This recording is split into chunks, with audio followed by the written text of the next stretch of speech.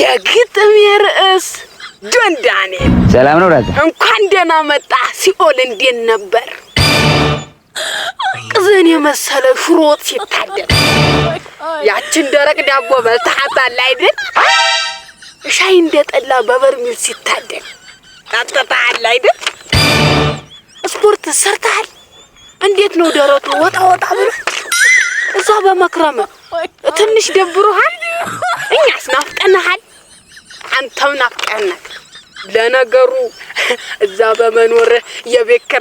ኪራይ ከችግሮቻችን ከኑሮ ውድነት አመልጣሃን ይኸውኛ ተጠግረናል ይኸው እንደዚህ ታስረን እየኖርን ነው ጆዬ እንኳን ደህና መጣ